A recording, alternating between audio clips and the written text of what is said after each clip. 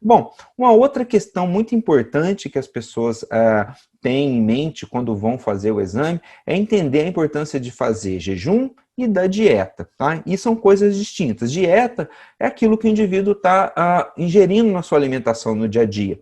E o jejum é ficar sem o alimento por um período de tempo. Então, percebam, são coisas distintas que impactam no exame de forma distinta. Então, se você precisa fazer um exame e precisa ficar sem se alimentar por um período, isso é importante para manter a estabilidade dos exames na hora que a gente for fazer a coleta.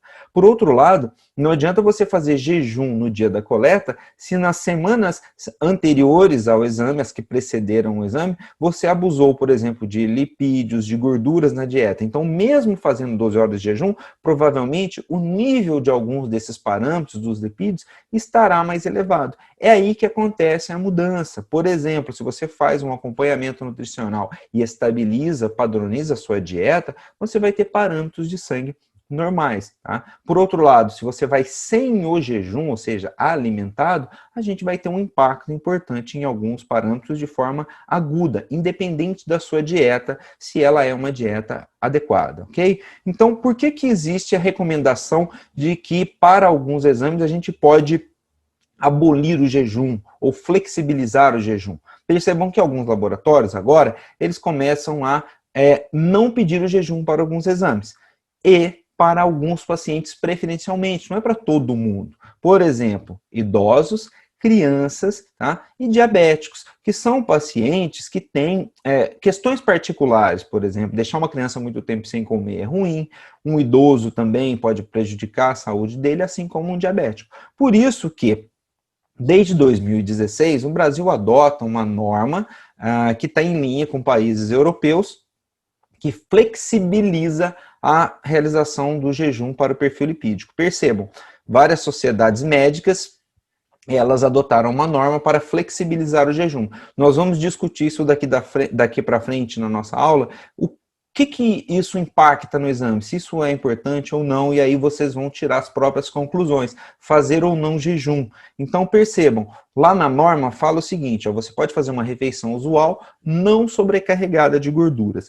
O que é uma refeição usual não sobrecarregada de gorduras? Será que a pessoa vai comer um hambúrguer ou vai comer uma salada?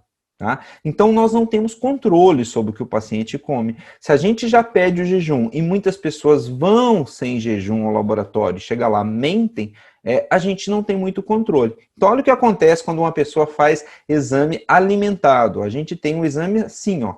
O sangue da pessoa, essa parte aqui, o soro, depois de centrifugado lá num aparelhinho chamado centrífuga, ele fica com lipemia, esse aspecto leitoso. E esse aspecto leitoso é o que atrapalha a realização de vários exames laboratoriais. É por isso que, preferencialmente, a gente prefere as amostras com jejum. Mas para alguns exames, a gente não tem a necessidade do jejum, tá? Mas olha que interessante, quem é o culpado de deixar o sangue daquele jeito? Os quilomicrons, tá? Lá na nossa aula de perfil lipídico, a gente vai estudar o que são os quilomicrons. Só para você entender nesse momento, por que isso impacta no jejum e na realização do exame, é que quando você ingere uma alimentação com gordura, primeiro, esses lipídios são absorvidos pelo intestino e são direcionados na circulação através da formação dos quilomicrons.